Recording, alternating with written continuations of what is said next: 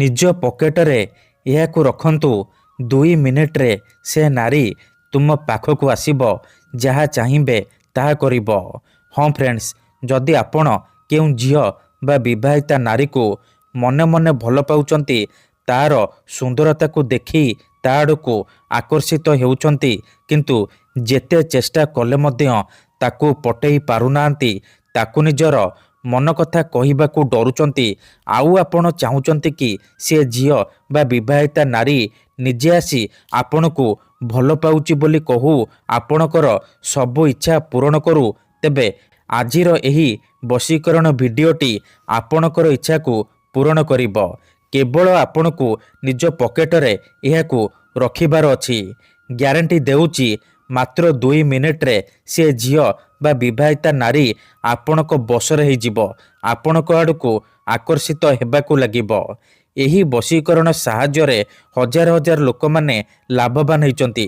ନିଜ ପସନ୍ଦର ସୁନ୍ଦରୀ ଝିଅ ବା ସୁନ୍ଦରୀ ଭାଉଜକୁ ଅତି ସହଜରେ ପଟେଇ ପାରିଛନ୍ତି।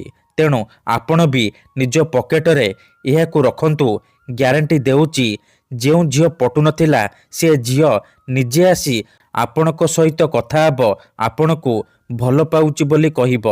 ଯେଉଁ ବିବାହିତା ନାରୀ ବା ପଡ଼ିଶା ଘର ଭାଉଜକୁ ଆପଣ ଦିନରାତି ଭାବୁଛନ୍ତି, ସିଏ ନିଜେ ଫୋନ୍ କରିବ, ହାତ ଧରିକି ଘରକୁ ଡାକିବ, ଯାହା ଚାହିଁବେ ତାହା କରିବ।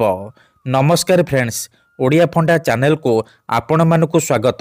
ଆଜିର ଏହି ଭିଡ଼ିଓଟିରେ ମୁଁ ଆପଣଙ୍କୁ ଶିଖେଇବି ଆପଣ କିପରି ଝିଅ ପଟେଇ ପାରିବେ, ବିବାହିତା ନାରୀକୁ ପଟେଇ ପାରିବେ, ତାଠାରୁ ନିଜର ମନ ମୁତାବକ କାମ ହାସଲ କରିପାରିବେ।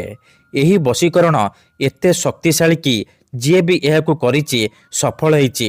ବର୍ଷ ବର୍ଷ ଧରି ଭାଙ୍ଗି ଯାଇଥିବା ପୁରୁଣା ପ୍ରେମକୁ ଫେରାଇ ଆଣିପାରିଛି। ଶାଶୁ, ନଣନ୍ଦ, ଦିଅର, ଭାଉଜ କାହାକୁ ବି ନିଜ ବଶରେ କରି ତାଠାରୁ ନିଜର ମନ ମୁତାବକ କାମ ହାସଲ କରିପାରିଛି। ତେଣୁ ଏହି ବଶୀକରଣ ଆପଣ ଭାବିଚିନ୍ତିକି ପ୍ରୟୋଗ କରିବେ। ମନରେ କୌଣସି ଖରାପ ଉଦ୍ଦେଶ୍ୟ କିମ୍ବା କୌଣସି ଖରାପ କାମ ପାଇଁ ଆପଣ ଏହି ବଶୀକରଣକୁ ପ୍ରୟୋଗ କରିବେନି। କାହିଁକି ନା ଏହି ବଶୀକରଣର କୌଣସି ପ୍ରକାର କାଟ ନାହିଁ। ଯେଉଁ ଝିଅ ବା ବିବାହିତା ନାରୀ ଉପରେ ଏହି ବଶୀକରଣ ଗୋଟିଏ ଥର ପ୍ରୟୋଗ କରିଦେବେ, ସିଏ ସେହି ସମୟଠାରୁ ଆପଣଙ୍କ ଆଡ଼କୁ ଆକର୍ଷିତ ହେବାକୁ ଲାଗିବ। ପାଗଳି ପରି ଆପଣଙ୍କୁ ଭଲ ପାଇବାକୁ ଲାଗିବ। ଆପଣଙ୍କୁ ନ ଦେଖି ଗୋଟେ ମୁହୂର୍ତ୍ତ ବି ରହିପାରିବନି।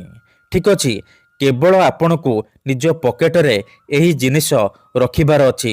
ତାପରେ ଦେଖିବେ ଚମତ୍କାର। କେତେଥର ଏମିତି ହେଇଥାଏ କି ଆପଣ ଯେଉଁ ଝିଅକୁ ଭଲ ପାଉଛନ୍ତି ସିଏ ଆପଣଙ୍କୁ ଭଲ ପାଏନି, ଅନ୍ୟ କାହାକୁ ଭଲ ପାଏ, ଆଉ ଆପଣ ତା ପଛରେ ଗୋଡ଼େଇ ଗୋଡ଼େଇ ନିଜର ସବୁ ସମୟ ସାରି ଦିଅନ୍ତି, କିନ୍ତୁ ସେ ଝିଅକୁ ପଟେଇ ପାରନ୍ତିନି।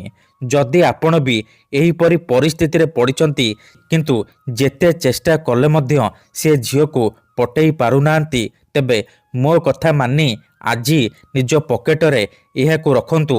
ଗ୍ୟାରେଣ୍ଟି ଦେଉଛି ସେ ଝିଅ ନିଜେ ଆସି ଆପଣଙ୍କ ସହିତ କଥା ହେବ, ଆପଣଙ୍କୁ ଭଲ ପାଉଛି ବୋଲି କହିବ। ଆପଣଙ୍କ ପ୍ରେମରେ ଏମିତି ଦିବାନୀ ହେଇଯିବ କି ଆପଣଙ୍କୁ ଛାଡ଼ି ଗୋଟେ ମୁହୂର୍ତ୍ତ ବି ରହିପାରିବନି। ଏହି ବଶୀକରଣ ସାହାଯ୍ୟରେ ଆପଣ ପଡ଼ିଶା ଘର ସୁନ୍ଦରୀ ଭାଉଜକୁ ନିଜ ପ୍ରେମରେ ଦିବାନୀ କରିପାରିବେ, ତାକୁ ପଟେଇ ପାରିବେ, ତାଠାରୁ ନିଜର ମନ ମୁତାବକ କାମ ହାସଲ କରିପାରିବେ। ତେବେ ଏହି ବଶୀକରଣ ଆପଣ କିପରି କରିବେ, କେମିତି କରିବେ, ଏହାର ପ୍ରୟୋଗ ବିଧି କ'ଣ, ମୁଁ ଆପଣଙ୍କୁ ଶିଖେଇବି। ସମ୍ପୂର୍ଣ୍ଣ ପ୍ରୟୋଗ ବିଧି ଠିକ୍ ଭାବରେ ଶିଖେଇବି।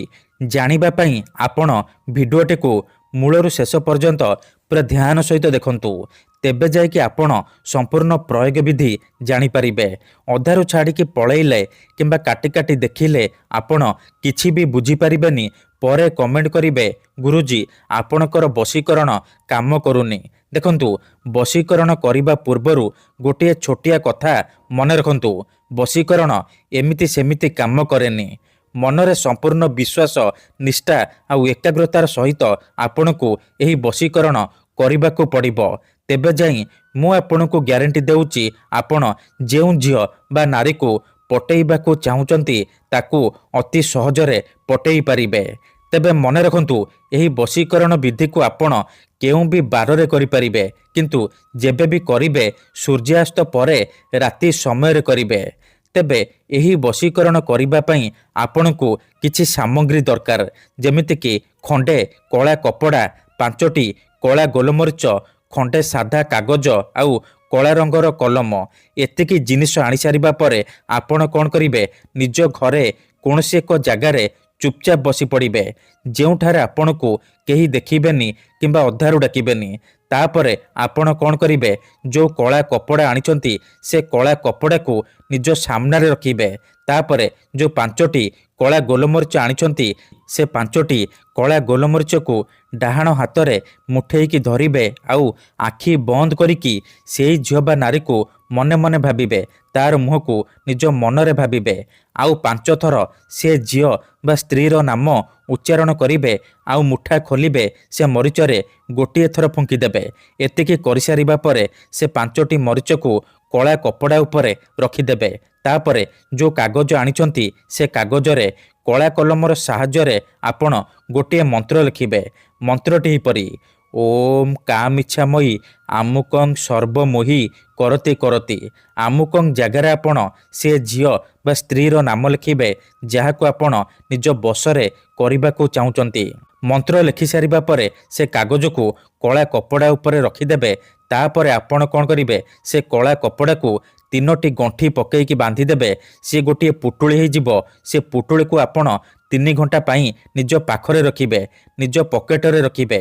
3 ଘଣ୍ଟା ପରେ ଆପଣ କ'ଣ କରିବେ, ସେ ପୁଟୁଳିକୁ ନେଇକି କୌଣସି ଏକ ବରଗଛ କିମ୍ବା ଓସ୍ତ ଗଛ ମୂଳରେ ରଖିଦେଇ ଚୁପଚାପ ଘରକୁ ଫେରିଆସିବେ। ଗ୍ୟାରେଣ୍ଟି ଦେଉଛି, ଏତିକି କରିକି ଦେଖନ୍ତୁ, ସେ ଝିଅ ବା ବିବାହିତା ନାରୀ ଆପଣଙ୍କ ଆଡ଼କୁ ଆକର୍ଷିତ ହେବାକୁ ଲାଗିବ। ଧନ୍ୟବାଦ।